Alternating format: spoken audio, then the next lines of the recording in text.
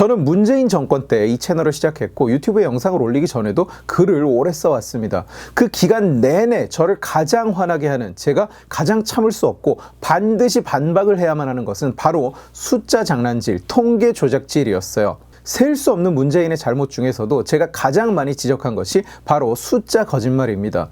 부동산, 경제, 고용, 문재인 정부는 자기 실정을 숨기기 위해서 통계의 왜곡을 막지 않거나 오히려 고의로 국민들이 착각하게 만들거나 아니면 아예 대놓고 숫자를 만들어내기도 했어요. GDP에 대한 이야기를 여러 번 했던 것 기억하실 겁니다. 국가의 GDP는 C, I, G, NX, 소비, 설비 투자, 정부 사용액, 순수출액의 합산으로 나오는데 문재인 정권 내내 코로나 이후의 특수 상황을 말하는 게 아닙니다. 코로나 이전 세계가 경제 호황일 때를 말하는 겁니다.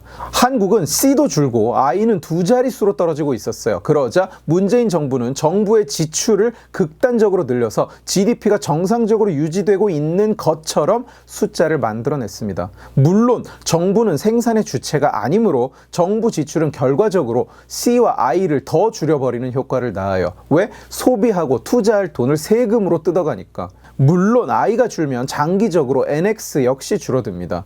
그러나 문재인에게는 나라의 장기적인 비전 같은 건 관심사가 아니었어요. 오로지 자기 치적을 조작하는 데만 혈안이 되어 있었습니다. 그래서 대한민국 역사에 길이 남을 엄청난 양의 나라 빚으로 5년 내내 정부 지출 잔치를 벌였던 거예요.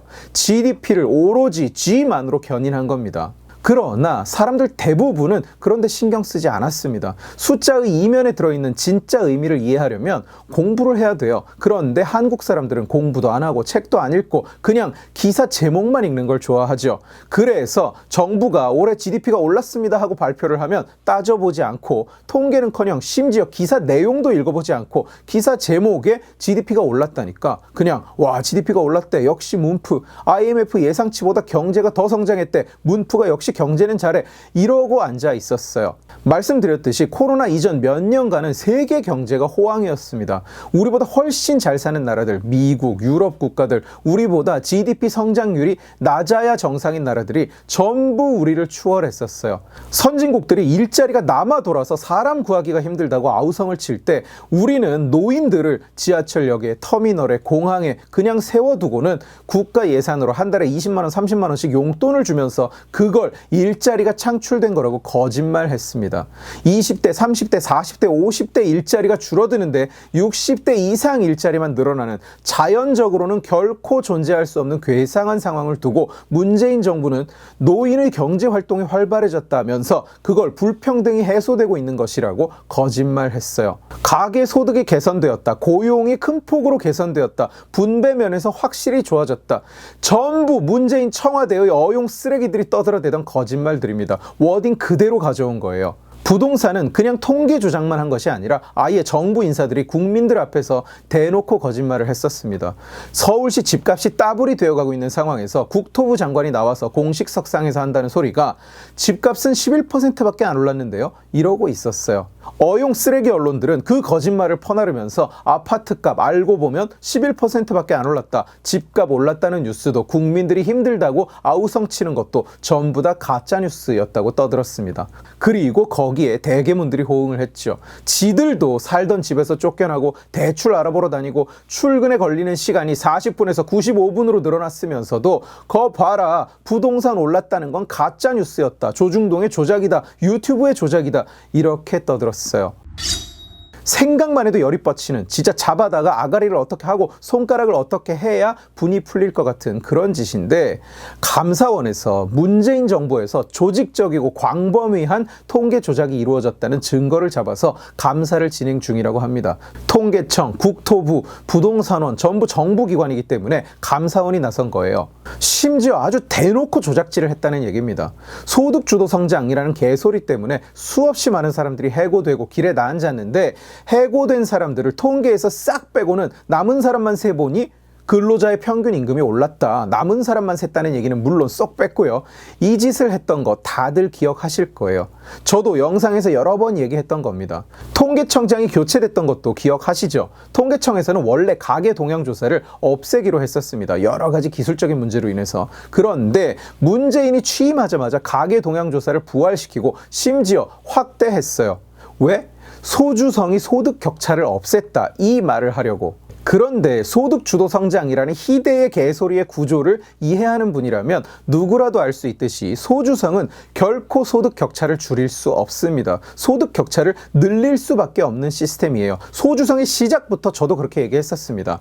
그리고 가계 동향 조사를 했더니 실제로 소득 격차가 단박에 엄청난 속도로 늘어났어요. 정권 초반 조사에서 이미 지난 10년간 가장 소득 격차가 벌어졌다는 결과가 튀어나온 겁니다. 그러자 문재인 측은 무슨 짓을 했나? 우선 되지도 않는 소리로 부정을 했었어요.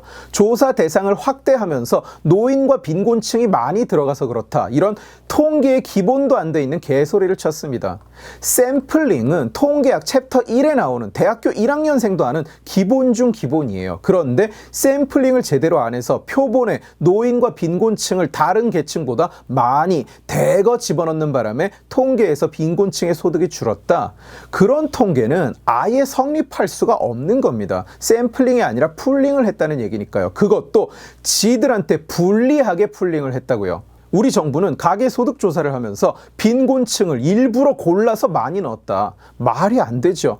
통계청에 통계 전문가 임대하고 앉아서 이 일은 중학생 산수숙제 하듯이 해놓고는 나라 돈으로 월급을 받아 처먹는다는 얘기 자체가 말이 안 되는 거예요. 그리고 나서 문재인이 한 짓이 통계청장을 교체하는 겁니다. 통계청이 없앤다고 했던 조사를 지들 지적 홍보하겠다고 되살려 놓고는 시키는 대로 조사를 해서 조사 결과를 내놓으니까 애꿎은 통계청장을 경질해버린 겁니다. 그리고 나서 새 통계청장이 된 인간이 바로 강신욱이에요. 청와대에 최저임금 인상의 긍정적인 효과가 90%라는 보고서를 올린 인물로 알려져 있고, 그 보고서가 문재인 마음에 들어서 통계청장이 됐다고 모두가 알고 있는 사람입니다. 이 사람은 통계청장이 되자 좋은 통계를 만드는 것으로 보답하겠다고 발언을 해서 논란을 부추겼어요. 좋은 통계를 만들어서 보답하겠다. 참 많은 걸 의미하는 얘기입니다.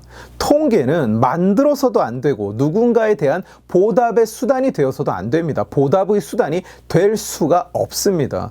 통계청장식이라 되면서도 강신욱은 통계라는 것이 뭔지 이해를 못했던 것 같아요. 그러나 문재인이 뭘 원하는지는 정말로 잘 파악하고 있었던 겁니다. 통계를 만들어서 보답해라. 그런데 이번 감사원의 조사에서 밝혀진 사실은 정말로 통계를 만들어내고 있었다는 거예요. 부동산 통계를 예로 들어보면 집값이 덜 오른 지역을 골라서 중점적으로 조사 대상에 포함시키고, 이거 전형적인 풀링이죠. 흔하게 일어나는 대표적인 통계 작성 과정의 오류인데 이번에는 고의였다는 것만 다른 겁니다. 그리고 더 심하게는 조사원이 조사한 숫자를 그냥 빼고 임의의 다른 숫자를 지가 손으로 집어 넣어버린 경우도 발견됐어요. 예를 들어서 집값이 10억 하다가 18억 됐는데, 야 이거 너무 차이가 크잖아, 80%나 되잖아, 너 죽을래? 그러면 조사원이 8을 지우고 1.1을 넣어서 11% 상승입니다. 이따위로 올렸다는 거예요. 그런 식으로 문재인 정부는 집값이 안 올랐다, 고용이 좋아졌다, 가계소득이 올랐다, 분배 지표가 좋아졌다, 이런 거짓말들을 제조해내고 국민 앞에서 부끄러운 줄을 모르고 떠들었다는 겁니다. 분배가 늘기는 했죠. 이전 소득이 늘었으니까요. 니들이 나라 빚을 천조로 만들면서 현찰을 뿌려댔으니까요. 그렇다면 왜 이런 조작질에 공무원들이 대거 가담을 했는가? 좋은 통계를 만들어 오면 인사상 이익을 줬다는 겁니다. 승진시켜주고 원하는데 발령 내주고 이런 이익을 줬다는 진술을 감사원이 이미 확보한 상태라고 해요. 문재인 정권 내내 제가 계속 말했습니다. 저거 통계 조작이다. 저거 통계 거짓말이다. 저건 통계를 거꾸로 만든 거다. 그게 결국 사실로 드러나는 중인 겁니다. 그것도 조직적인 공무원들의 부패, 그리고 그걸 주문하고 그 짓에 대해서 포상을 한 배후가 밝혀지고 있는 거예요. 국제 통계를 내고 취합하는 기구들이 북괴나 그 나라를 이야기할 때 항상 밑에 주석이 달립니다. 출처를 믿을 수 없다. 신뢰도에 문제가 있다. 그 정부의 발표는 신뢰가 떨어지니까 감안해서 해석하라. 단 5년 만에 문재인은 우리나라도 그 꼴로 만든 거예요. 통계가 마음에 안 들면 그냥 정부가 아무 숫자나 지네가 원하는 걸 써놓고는 다 잘 됐다고 국민을 속이는 그런 나라의 리스트에 우리도 이름을 올려놓은 겁니다. 통계라는 게 무의미해졌어요. 지난 5년간의 통계는 아무런 가치가 없는 거예요. 통계적으로 무의미한 통계가 돼버린 겁니다. 저는 제가 지지하는 자유정권일지라도 통계를 우리가 유리한 쪽으로 만들어내는 것을 바라지 않습니다. 아니, 바라지 않는다 정도가 아니라 결코 해서는 안 되는 혐오스러운 짓이라고 생각합니다.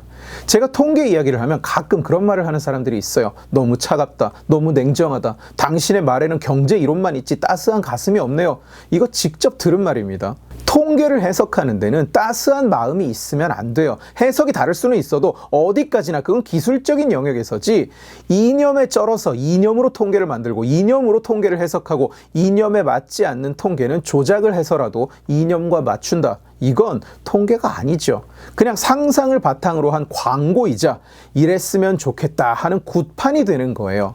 그리고 나라가 직접 그 짓을 한다면 그건 대국민 사기가 되는 겁니다.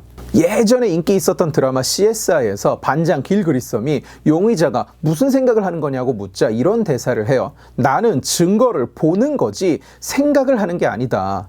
통계는 이런 자세로 만들고 이런 자세로 해석해야 되는 겁니다. 따스한 가슴, 이념을 향한 열정으로 만드는 것이 아니라. 그런데 우리나라는 참 잘못되어 있어요.